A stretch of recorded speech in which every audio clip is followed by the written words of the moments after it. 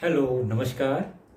कोविड-19 के इस मुश्किल घड़ी में बच्चों, हम सभी लोग अपने घरों में रहकर कार्य करने के लिए थोड़ा मजबूर हैं। लेकिन मुंबई महानगर पालिका ने आपको घर बैठे ही पढ़ाने या यूँ कहें अध्ययन करने का एक मौका दिया है, जो कि हमारे महानगर पालिका के चैनल द्वारा आपको वीडियो के रूप में लेसन प्रसारित किया जाएगा। और उस लेसन के जो विषय हैं वो आपके स्क्रीन पर दिखाई देंगे और उसके टॉपिक भी आपको स्क्रीन पर ही दिखाई देंगे। तो चलिए शुरू करेंगे हम आज का अपना लेसन।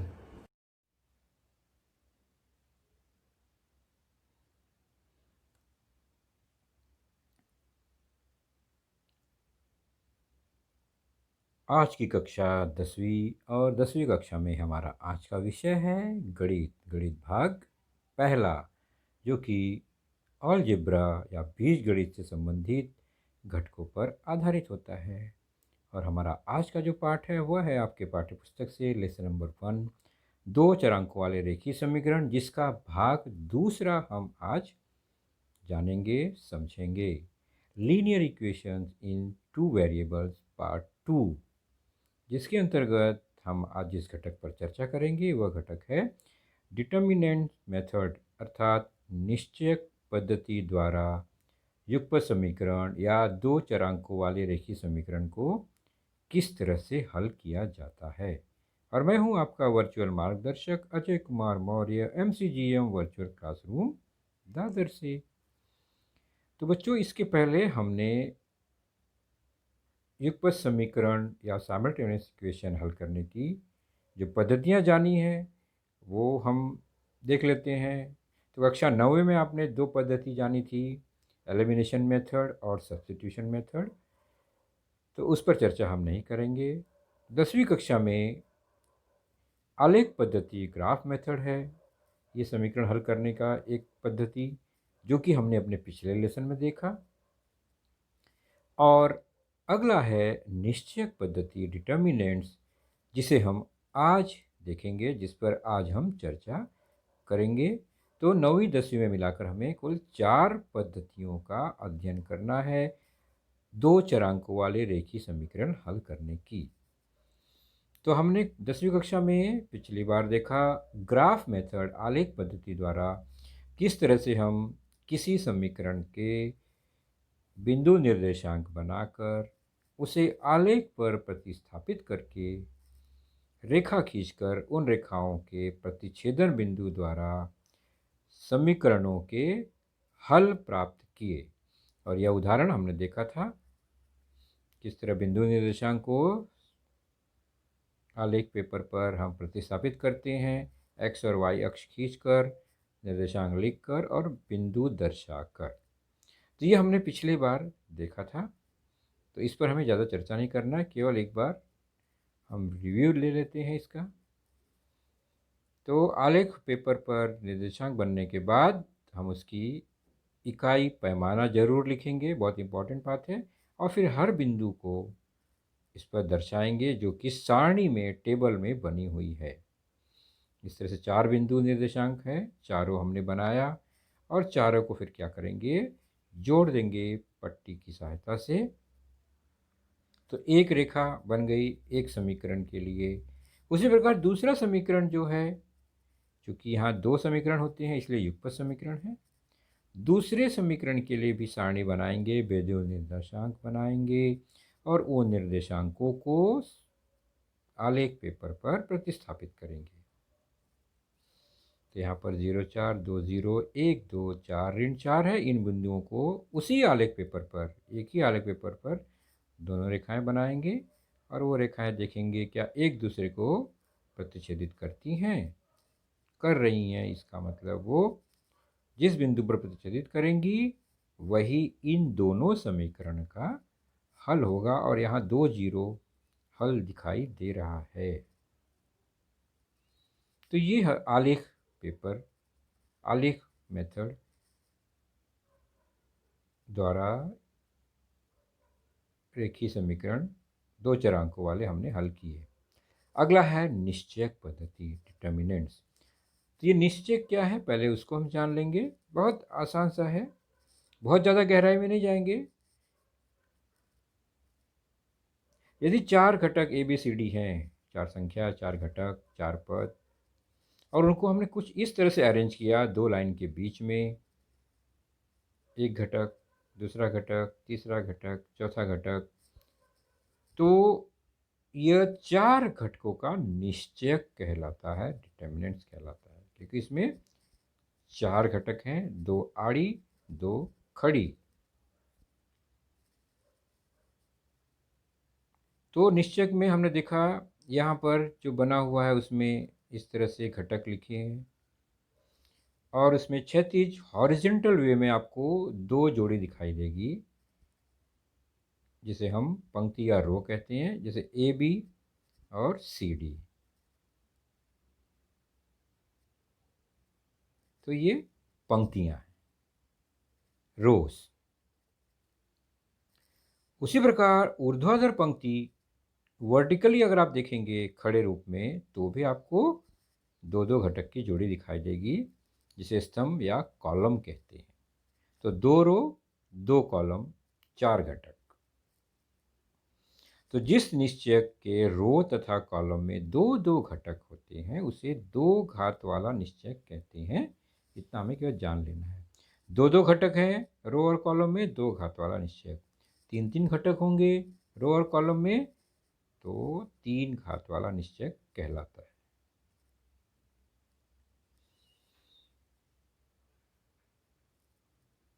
तो तीन तीन घटक हो तो तीन घात वाला निश्चयक। जैसे कि ये आप देख रहे हैं, रो और कॉलम में दो दो घटक हैं, इसलिए दो घात वाला।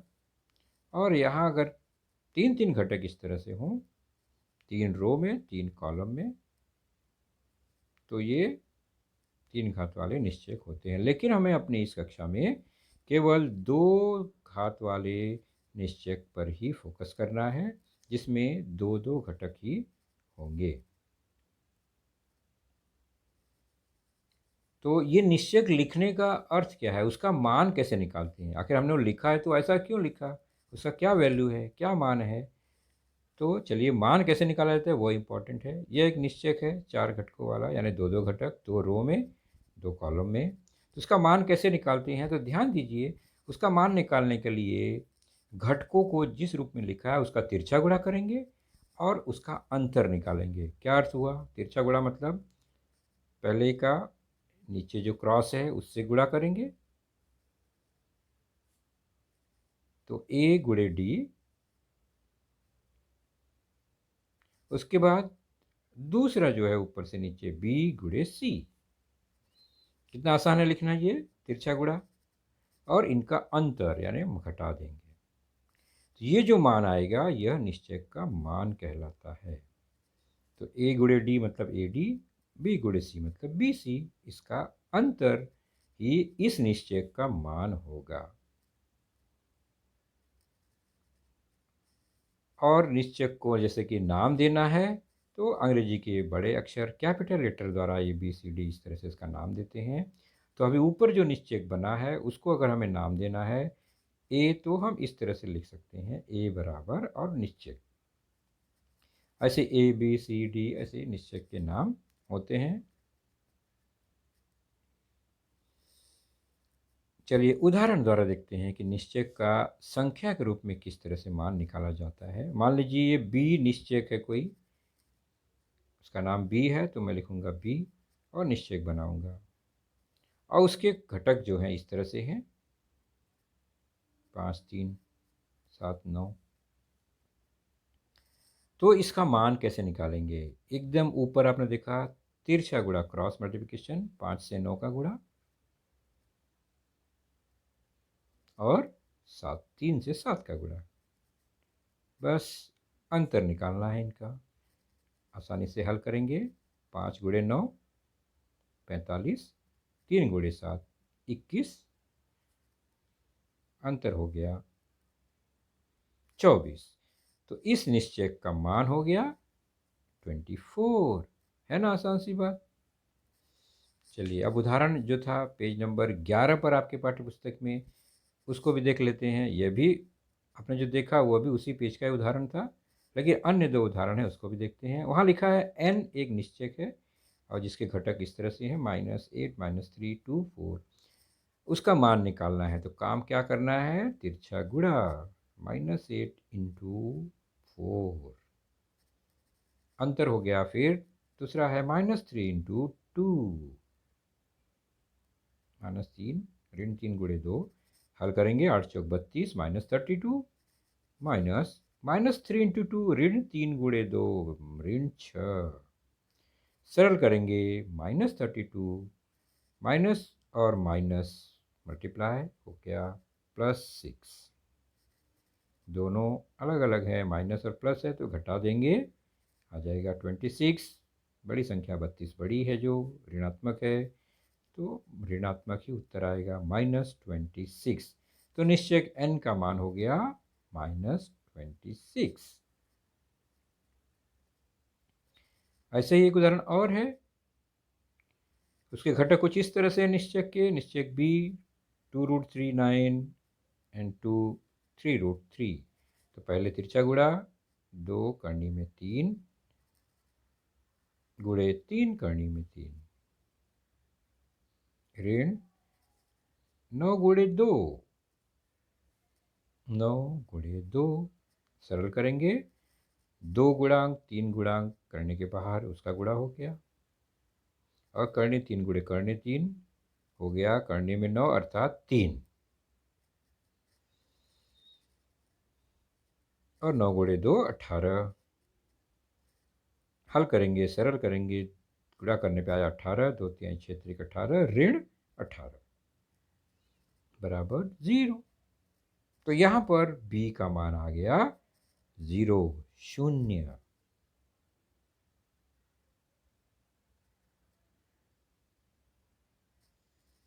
तो इस तरह से निश्चय का मान निकाला जाता है।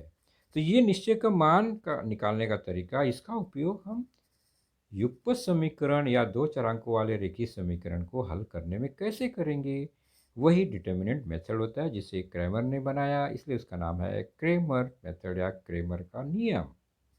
निश्चय पद्धति, क्रेमर पद्धति, जो कि पाठ्यपुस्तक में यह लिखा गया है, पढ़ लेंगे, थोड़ा सा ही है, पेज नंबर 11 पर। तो दिए गए युगपत समीकरणों को सरल विधि से कम जगह का उपयोग कर निश्चयकों की सहायता से हल किया जाता है। इसे ही युगपत समीकरण हल करने की निश्चयक पद्धति कहते हैं। इस पद्धति की खोज स्विस गणितज्ञ गैब्रिएल क्रेमर ने की थी, इसलिए इस पद्धति को क्रेमर पद्धति कहते हैं। सिंपल सी बात ये।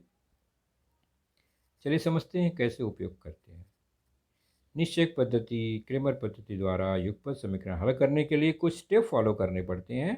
वो 2 स्टेप आप नोट कर लीजिए, बहुत आसान सा है, बहुत कोई कठिन काम नहीं है। युगपत समीकरण हल करने के लिए इस पद्धति का उपयोग करना बहुत आसान सा है। कैसे, देखते हैं। सबसे पहले है कि जो भी समीकरण हमारे पास है दोनों, वो एक विशेष रूप में होना चाहिए। तो किस रूप में होना चाहिए? ax by प्लस सी बराबर 0 हमने सामान्य तौर पे देखा, लेकिन यहाँ पर ax प्लस बी वाई बराबर c1, यानी दो पक्ष में संख्या दिखनी चाहिए। c बराबर के राइट साइड में है और a b जो गुणांक है वो लेफ्ट साइड में है। इस तरह से अरेंज करना है। पहले x का पद फिर y का पद बराबर जो कांस्टेंट है c, वह एक तरफ होगा। तो दोनों समीकरण इसी तरह से लेना है, इसी रूप में लेना है।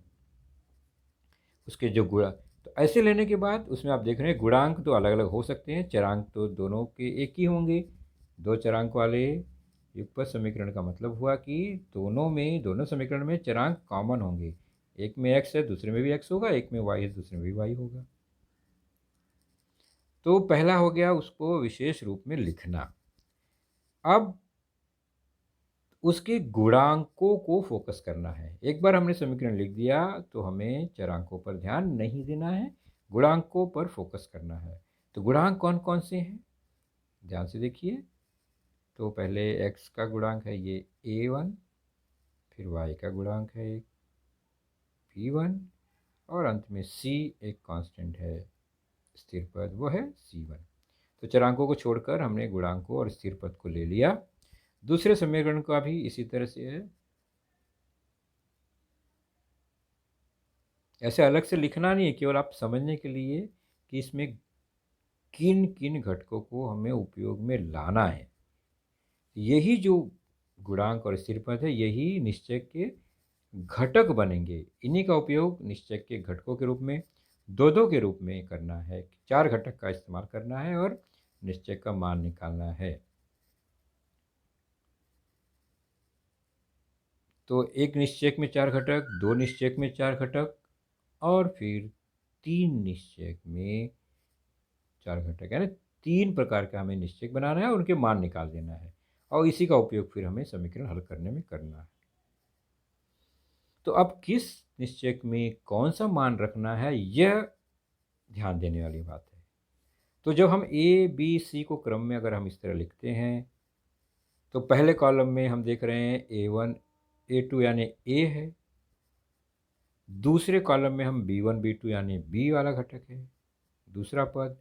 और तीसरे कॉलम में तीसरा पद सी के यानी सी क्या रूप है। तो ये अगर 1 2 3 अगर आप ध्यान रखेंगे तो हमें निश्चयक में मान रखना आसान हो जाएगा। वो कैसे? तो उसके लिए एक छोटा सा क्लू है, उसे आप ध्यान में रखेंगे। चलिए देखते हैं कैसे हम हल करते हैं इसको, निश्चयक का मान कैसे रखेंगे। से पहला, ये दूसरा, तीसरा कॉलम बन गया 1 2 3।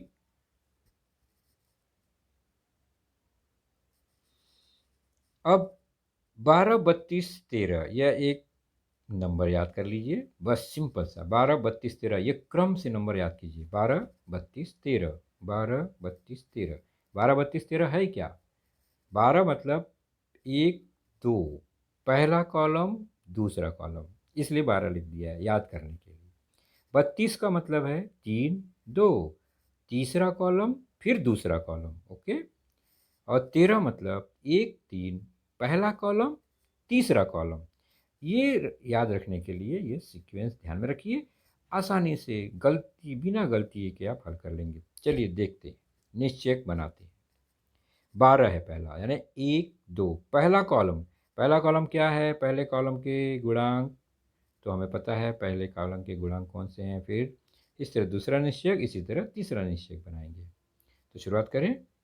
ये है 12, यानी पहला कॉलम दूसरा कॉलम के गुणांक, उसको हम निश्चयक में डाल देंगे घटक के रूप में। तो A1 और उसी के ठीक नीचे A2, इसी सीक्वेंस में आ गया। फिर 12 का दूसरा कॉलम है B1 B2। तो ये 12 का मतलब हो गया पहला कॉलम दूसरा कॉलम, हमने यहाँ लिख दिया घटक के रूप में उसके गुणांकों को, ये बन गया पहला निश्चय। तो दूसरा आप बताइए कैसे बनेगा? 32 का मतलब तीसरा, पहले लिखेंगे फिर दूसरा। तो तीसरा कॉलम कौन सा है इसमें? ये है सी वाले पद। तो C1 पहले लिखेंगे, उसके नीचे फिर C2, क्योंकि तीसरा कॉलम पहले, फिर 32 है तो दूसरा कॉलम यानी 2 जो है वो बाद में। तो दूसरा कॉलम B1 B2।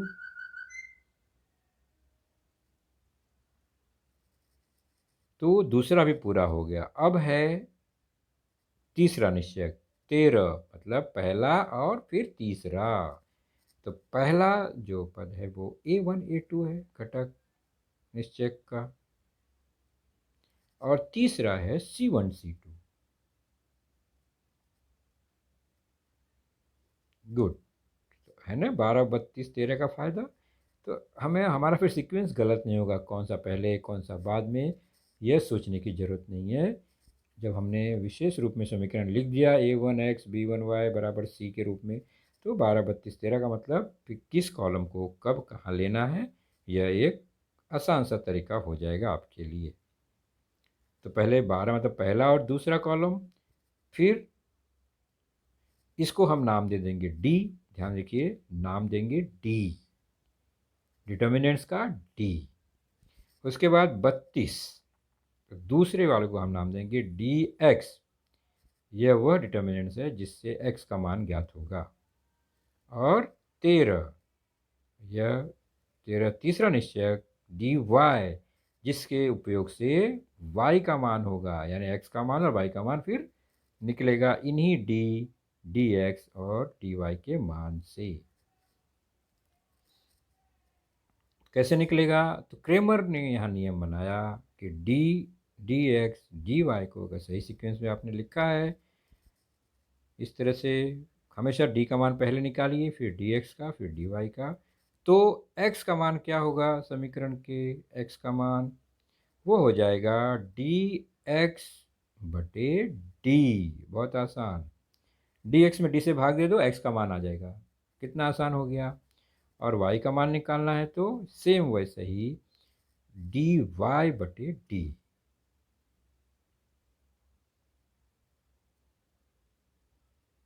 तो x का मान निकालना है dx बटे d, y का मान निकालना है dy बटे d। और ये d, dx और dy कहाँ से आया? निश्चक से आ गया। तो कितना आसान हो गया। अब हम उदाहरण द्वारा इसको हल करेंगे तो बहुत आसानी से आप आत्मसात कर लेंगे, याद हो जाएगा आपको। प्रश्न संग्रह 1.3 पेज 16 पर एक उदाहरण है, उसे हम देख लेते हैं। बॉक्स भरने हैं, निश्चक दिया है 2-2 घटकों वाले यानी 4 घटक वाले। पहला है क्या करना है, 3, 5 क्रॉस है ना, तो बॉक्स में क्या आएगा? 3 तो लिखा ही है, गुणे 5 ऋण। दूसरा 2 गुणे 4, तो बॉक्स में 2 लिखना है, 4 पहले से ही है। सरल करेंगे, 3 पचे 15, पहले इसका गुणा किया, और फिर -8 ऑलरेडी लिखा है, घटा देंगे, 7 आ गया। इस निश्चय का मान 7 है ना। आसान। आगे है युगपत समीकरणों को क्रेमर की पद्धति से हल करना है। क्रेमर पद्धति आपने देखा किस तरह से हमें d, dx और dy फाइंड करना है, निकालना है। चलिए शुरू करते हैं। समीकरण दिया गया है 3x - 4y = 10, 4x + 3y = 5। यहाँ पर आप देख रहे हैं तो समीकरण को विशेष रूप में जो लिखना होता है वैसे ही लिखा है। x पद y पद बराबर आगे c वाला पद है, इसी तरह दोनों में लिखा है। तो यहाँ हमें ज़्यादा कुछ परिवर्तन नहीं करना है, केवल a b c कौन सा होगा वो हमें देखना है। तो समीकरण को पहले क्या करते हैं, ऊपर नीचे लिख के पहले d फाइंड करते हैं। और d कैसे निकलेगा, यह निश्चय d कैसे प्राप्त होगा? 12, 32, 13 यानी 12 पहला और दूसरा है ना। 12 इसका कोड है, ध्यान रखिएगा, यानी पहला कॉलम और दूसरे कॉलम के घटक को लिख लेंगे ऊपर नीचे। तो 3 है और फिर 4 है, x के साथ देख रहे हैं ना, x के गुणांक 3 और 4। फिर 12 मतलब दूसरा y का गुणांक, वह है -4 + 3। तो ये हो गया निश्चय d। इसको हल करेंगे तो तिरछा गुणा 3 गुणे 3 और फिर तिरछा गुणा ऋण 4 गुणे 4। सरल कर लेंगे तो मिल जाएगा 3 त्रिका 9, ऋण 4 गुणे 4 16, और -4 है तो -16 हो गया। सरल करेंगे तो 9 + 16 हो गया और हो गया 25। डी का मान 25 आ गया, तो हमें डी मिल गया। अब क्या करना है बच्चों, अब हमें dx यानी 32 का कोड यूज़ करना है, dy उसके बाद 13 का कोड यूज़ करना है। तो इसी समीकरण में d 25 मिल गया हमें। अब dx देखते हैं। dx के लिए निश्चय क्या है, उसका कोड है 32। तीसरा कॉलम पहले फिर दूसरा, तो तीसरा में क्या है, c के स्थान पर 10 और 5 देख रहे हैं समीकरण में ऊपर। और दूसरा है b के साथ क्या है, ऋण 4 और धन 3। अब निश्चय का मान तिरछा गुणा करके, तो 10 गुणे 3 ऋण 4 गुणे 5। सरल करेंगे, 10 तियाँ 30, ऋण ऋण 20 हो गया 30 + 20 दैट इज इक्वल टू 50। तो dx का मान आ गया 50। कितना आसानी से आ गया ये तो। अब उसी तरह dy, और dy के लिए जो निश्चय तय करना है हमें, उसका कोड है 13। 12, 32, 13, 13 मतलब पहला कॉलम फिर तीसरा कॉलम। तो पहला कॉलम जो कि x के गुणांक हैं 3 और 4, समीकरण को ध्यान से देखिए ऊपर, और तीसरा कॉलम जो कि c है तो 10 और 5 हो गया। अब क्या करना है, तिरछा गुणा करना है, मान निकालना है, 3 गुणे 5, उसके बाद 10 गुणे 4 और इनका अंतर, तो -10 इंटू 4, सरल करेंगे 3 × 5 = 15 ऋण 40, हल करेंगे मान आ गया 25 -25 ऋण 25 हो गया dy। तो d भी मिला, dx भी मिला, dy भी मिल गया। तो हमें सीधे सीधे अब उसका हल निकालना है समीकरण का x। तो क्रेमर के नियम से हम यह लिखेंगे, क्योंकि हम उसका अब नियम अप्लाई करने वाले हैं। उसके नियम से x बराबर होता है dx/d, और चूंकि dx का मान हमने देखा ऊपर 50 है, d का मान निकाला हमने 25, हो गया कट के बचा कितना 2, तो x हो गया 2। तो पहला हल मिल गया। dy का उपयोग करते हुए y का मान निकालेंगे, तो y बराबर dy/d, तो बन गया dy पहले से है हमने देखा -25 निकाला ऊपर, और d 25 है, कट के कितना हो गया -1 होना चाहिए।